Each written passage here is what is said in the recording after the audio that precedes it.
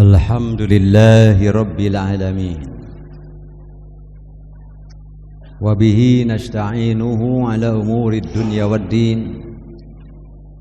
Wa ashhadu an la ilaha illallah wahdahu la syarika lah.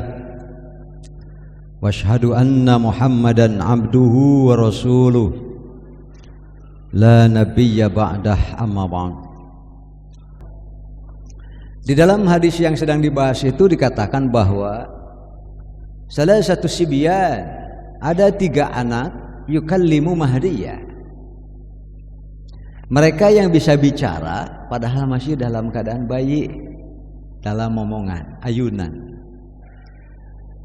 3 hadis, kata hadis Muslim. 3 hadis, 3 bayi. Saya penasaran. Saya buka kitab-kitab lainnya, ternyata didapati juga hadis-hadis yang menunjukkan peristiwa bayi yang bisa bicara. Gitu Pak. Kalau begitu lebih dari 3. Sebagai orang yang sering mengkaji, meneliti perbedaan-perbedaan hadis, kata hadis ini ada 3. Harusnya, ternyata hadis lainnya menerangkan ada 4. Saya cari lagi, sahih lagi hadisnya dalam Bukhari, ada 6. Lalu ternyata ditemukan riwayat-riwayat lain, jumlah jamleh, tak gitu Pak. Ternyata ada 8 bayi yang berdasarkan wahyu dari Allah Subhanahu wa taala sampai kepada kita bahwa saat dia masih bayi sudah bisa bicara. Gitu Pak. Nah, siapa sajakah yang 8 bayi itu? Ya nanti kalau lengkapnya insya Allah ya. Tapi sementara saya singkat dulu saja yang saya ingat. Mudah-mudahan saya ingat sampai 8. Maklum ari geus kolot mah. Soalnya tadi begitu dilihat kantong, waduh kacamata ketinggalan. Berarti saya waktu baca kudu ngora deui. Tapi belum teu ngora deui moal kabaca ya Pak. Nanti surat ini surat Maryam Pak. Ya, yang di atas itu surat Maryam. Ini ayat mulai dari berapa?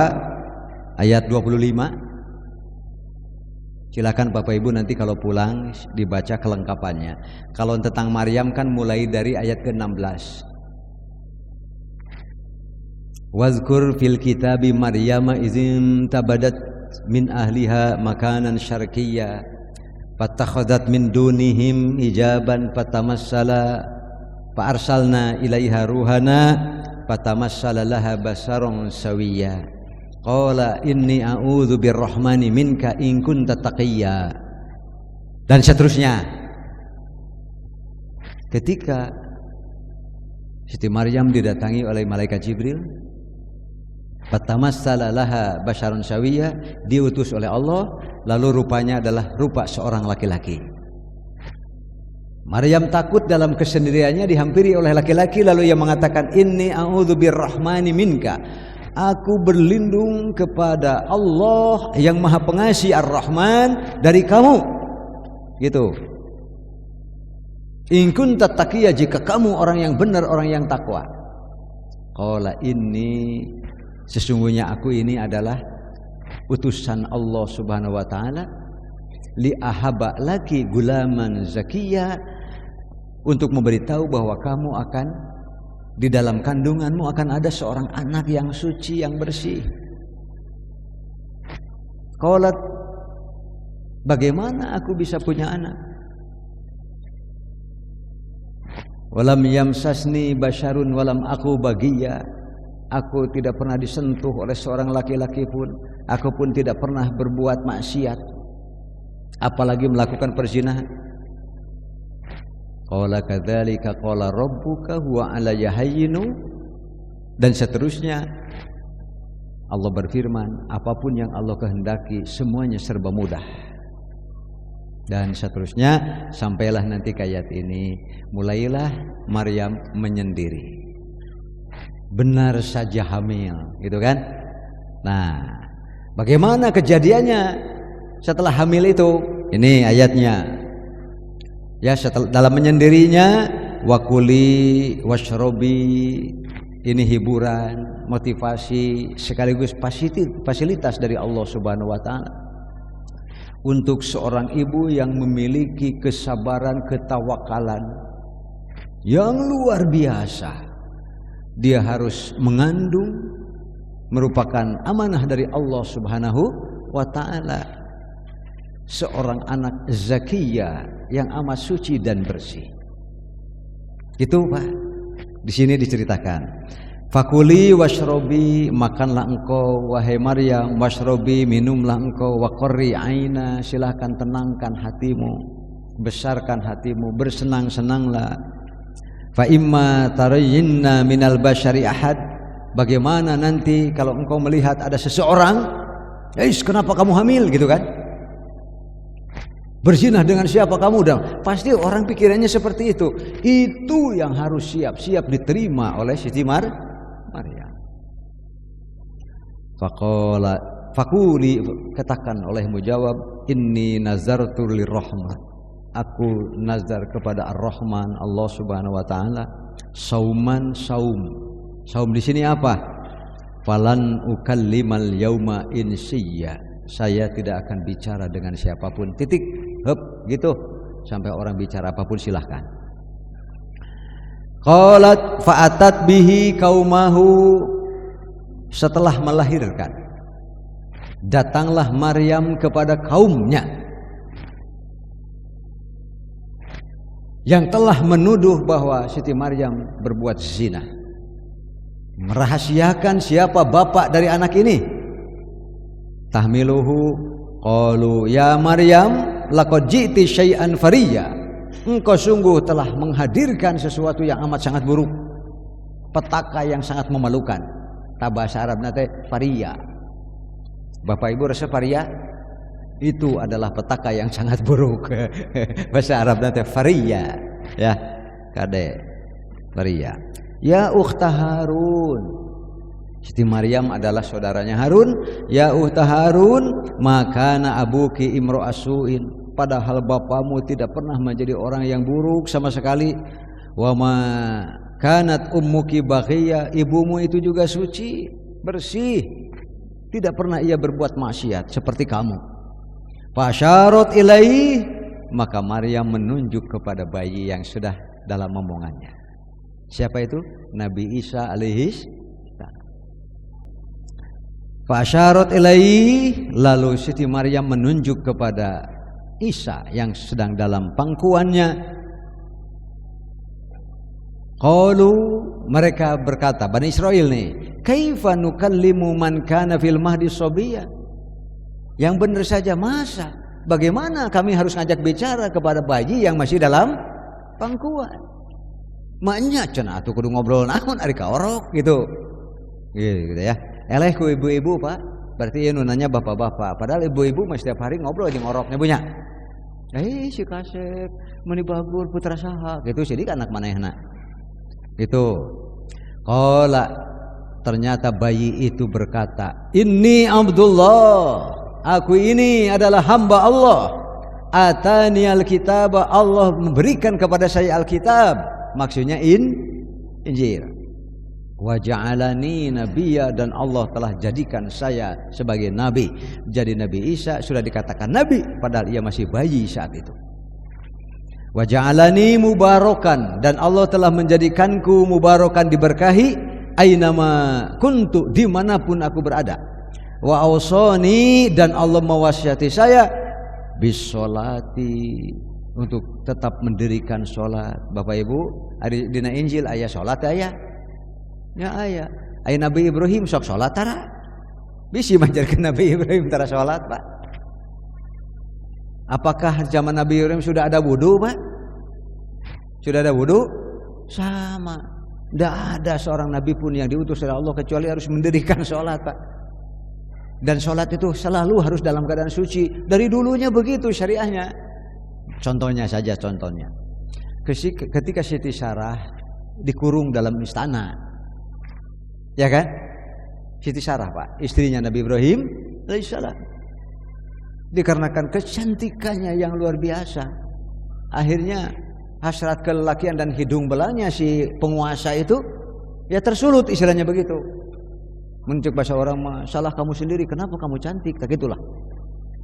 Akhirnya mencoba mendekati untuk memperkosanya. Wa tawaddu'at wa tusalli wa tad'ullaha. Coba hadis Bukhari itu, Pak. Siti Sarah wudu, begitu mau didekati cepat ia pergi, ia berwudu. Wa tusalli, ia pun salat. Wa tad'ullaha, doa beda lagi kan? As-salatu, salat secara bahasa, ad-du'a. Setiap orang berdoa secara bahasa bisa disebut sedang sholat. Bisa dipaham Bapak ya.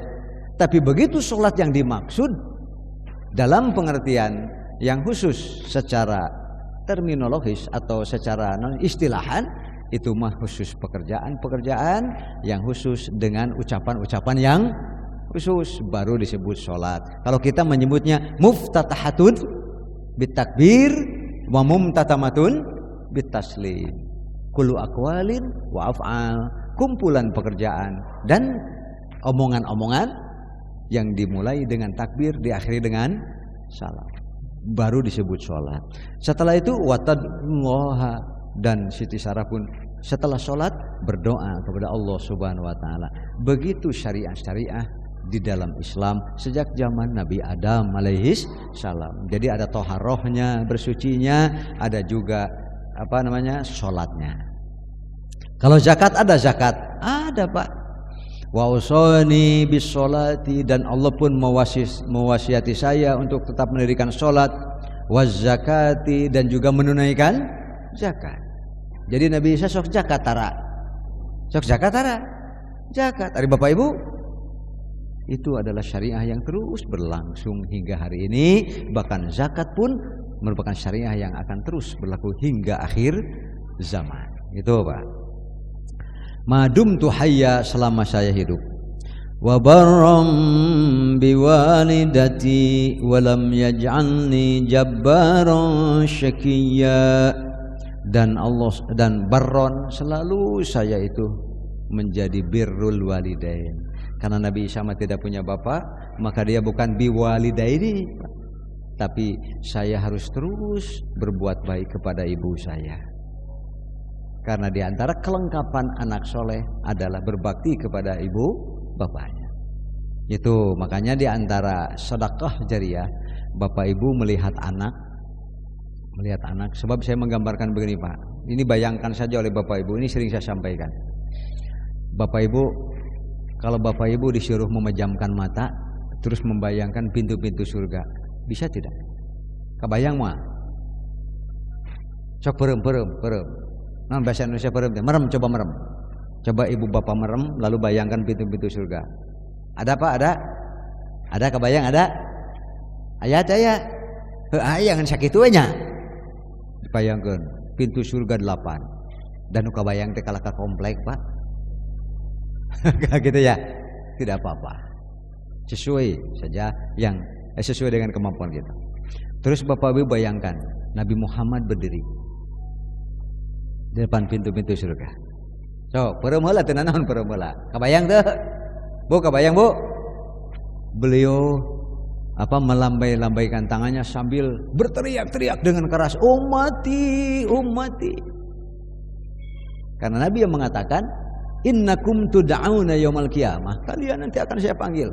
Saya tidak ingin, bukan saya tidak ingin, saya ingin walaupun hanya tinggal seorang, kalau memang dia ada hak surga, dikeluarkan dari neraka sampai benar-benar habis orang yang berhak untuk masuk surga. Nabi mau menunggu dengan rela. Kata Nabi, saya tidak akan masuk surga sendirian. Barangkali masih ada yang bisa diperjuangkan di antara kalian, bahkan diangkat dan diselamatkan dari neraka.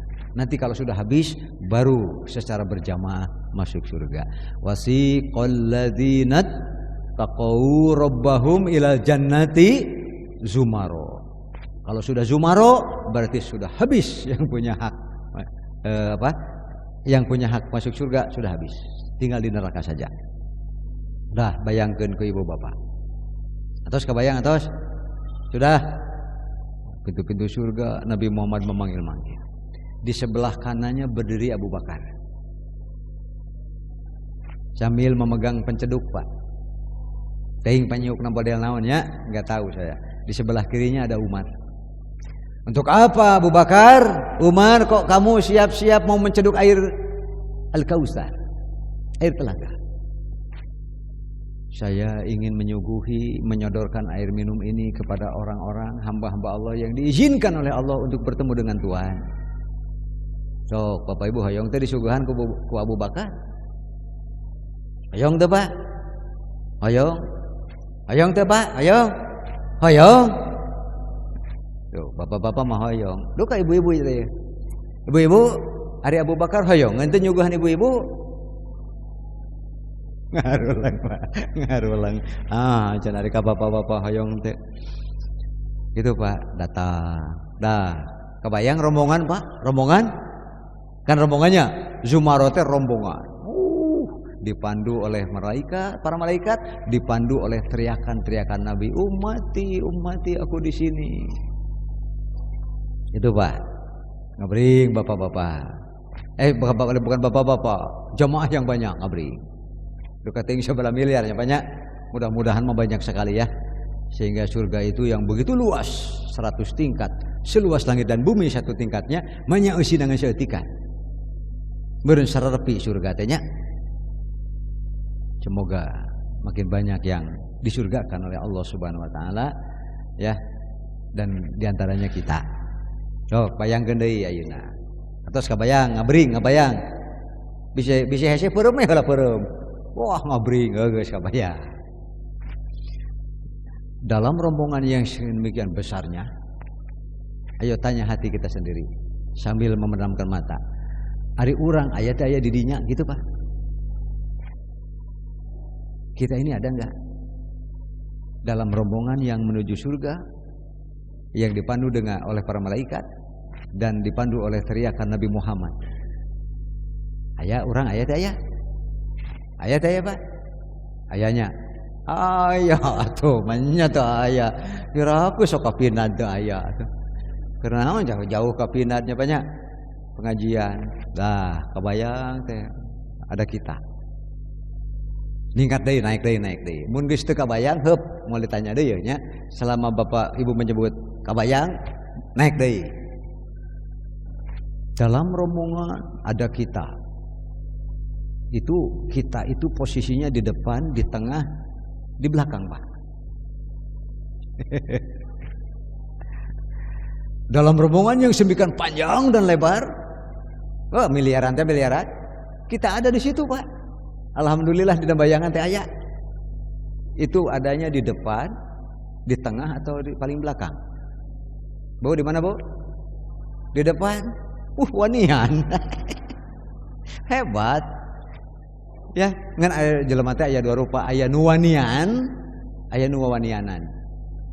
Saduka Bapak Ibu nu mana tah ngajawab di depan teh. Nah, eta teh wanian, ari wanian mah kalkulatif kan? Kalau pemberani berarti dikalkulasi. Kenapa harus berani? Sesuai dengan kemampuan, sesuai dengan amal, sesuai dengan semangat, sesuai dengan daya jihadnya, dan seterusnya. Lalu mengatakan di depan. Ya kalau berani silakan. Tapi penuhi syarat-syaratnya untuk berada di barisan depan. Harusnya. Mun paling belakang kumaha paling belakang? Keun bae bang tukangna asah roreamnya sieun ngajengkang deui. Lamun di tengah, kumaha di tengah? Di tengah? Nah, dan nu geunah mah ngajawab di tengah atuh. Aman di tengah mah. Jadi di depan bisi berat teuing, Pak. Takut berat nanti kalau kita mengatakan depan. Kalau paling belakang juga sok sieun disebut kedul pisan. Ya di tengah lah nya. Di tengah saja, di tengah. Cukup di tengah, cukup. Cukup di tengah. Di tengah rombongan begitu besar. Terakhir, Pak. Nanti silakan bawa pulang nih pertanyaan. Waktu kita berjalan, rombongan begitu banyak. Tolong bapak-bapak, ibu-ibu bayangkan siapa orang-orang yang waktu itu berjalan hadir di dekat kita. Siapa ya? PR eta mah. Saha wae tah anu lembang nang dideketeun urang teh. Ada yang pegang tangan kita, ada yang kita pegang tangannya dan sebagainya, di depan si anu, di belakang si anu, tapi dekat dengan kita, Pak. Pek eta mah PR Bapak Ibu. Tong dijawab di dieu. Atasnya artinya tidak bisa kita sembarangan, tetapi ini adalah PR. PR itu harus dirancang, dikerjakan. Supaya si anu saya ingin waktu berjalan teh mun si bapak teh sama bapak eta ge lamun nyaah keneh Pak ke pamajikan Pak. Dibayangkeun jeung si mama. Enggak mama, enggak cepet mah. Beb berenya. Ayo cepat, itu Nabi sudah menunggu memanggil-manggil.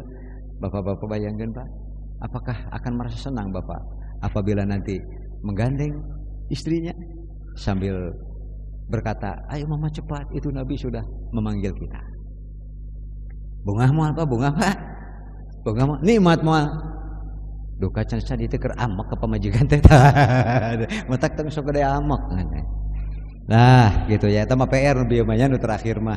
Siapa yang orang-orang yang akan berjalan dekat kita pada saat kita dengan tergesa-gesa ingin segera bertemu dengan Nabi Muhammad sallallahu alaihi wasallam. Itu mah PR Bapak Ibu.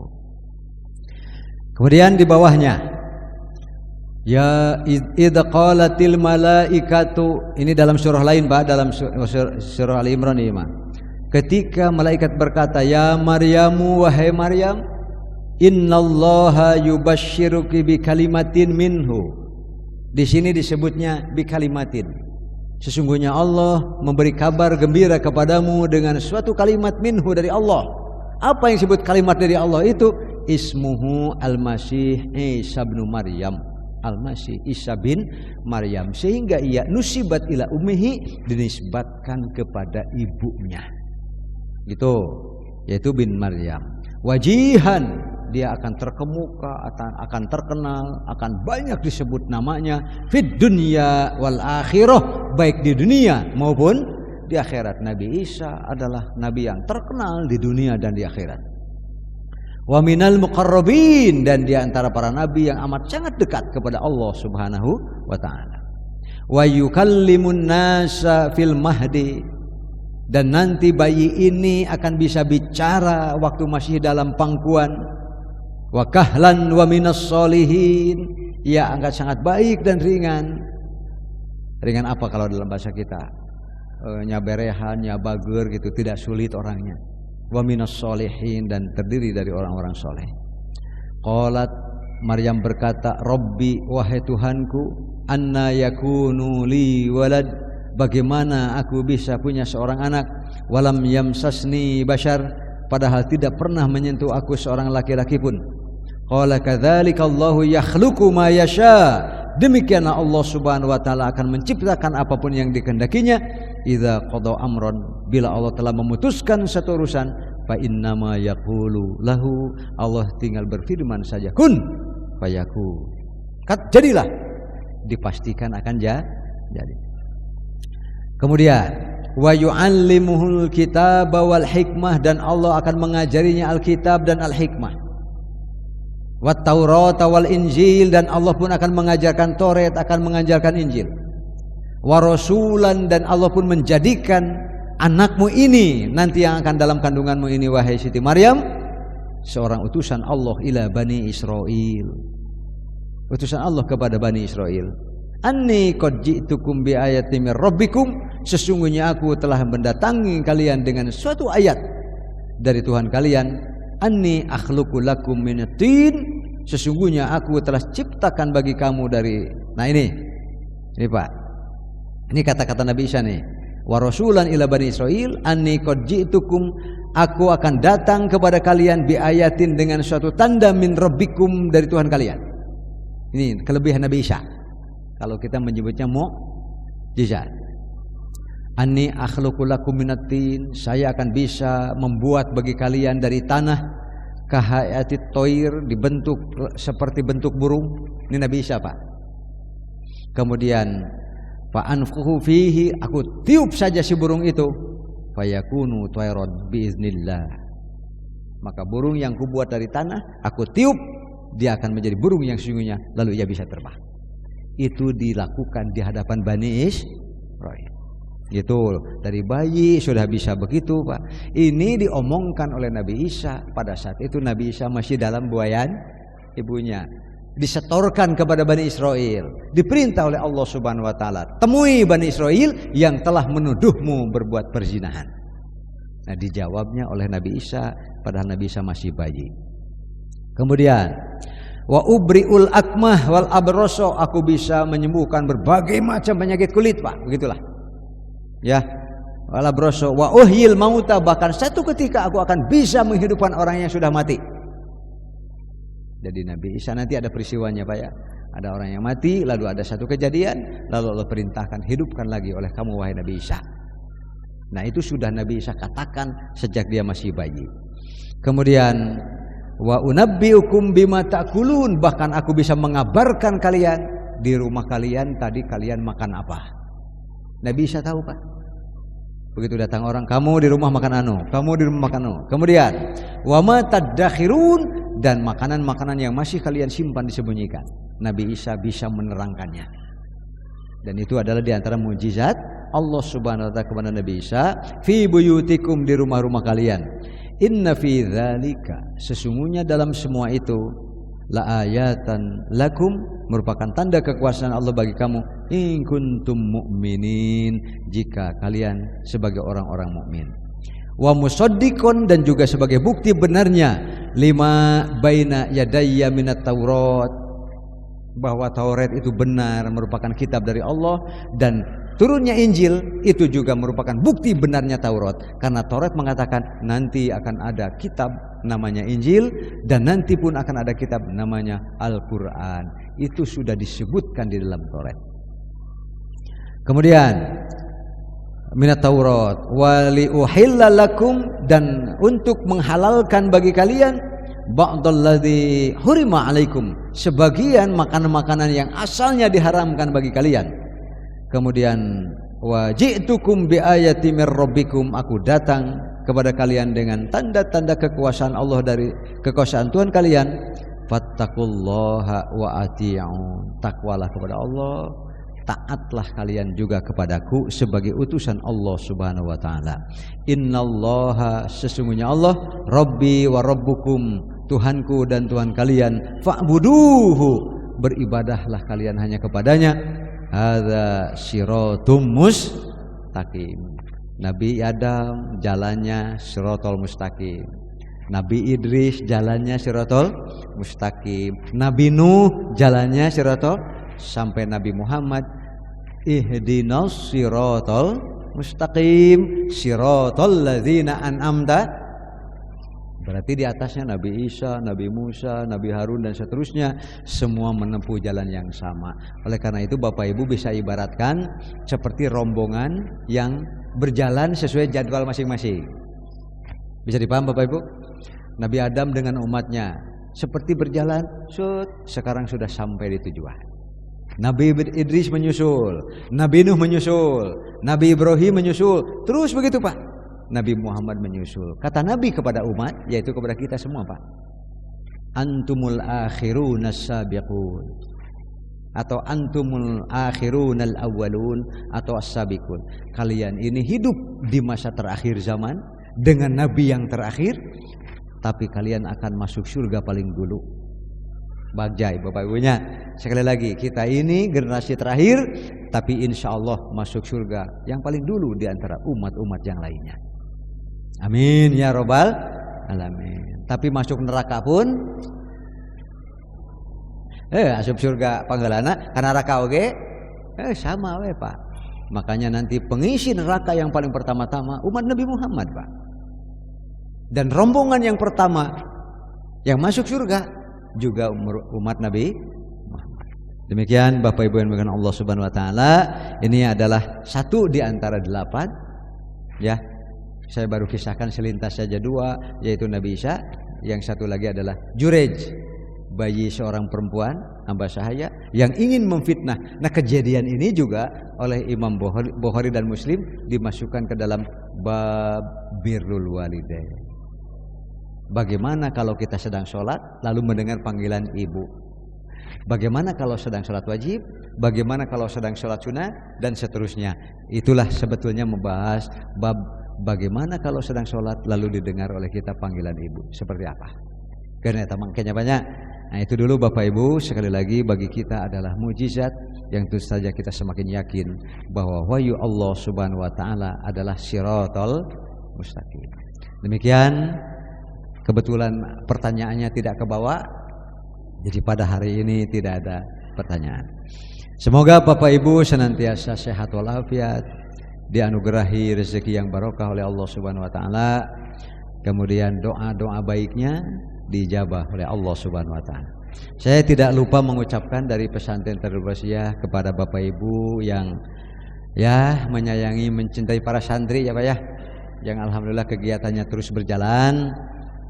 Kemarin juga kebetulan ibunya ada, hatur nuhun Ibu ya. Santri ada acara ke Lembang, di Bekelan Sirop atau Puguh pada Araruyup gitu ya. Terima kasih.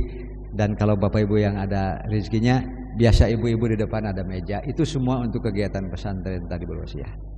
Aku lu qouli hadza wassalamu alaikum warahmatullahi wabarakatuh.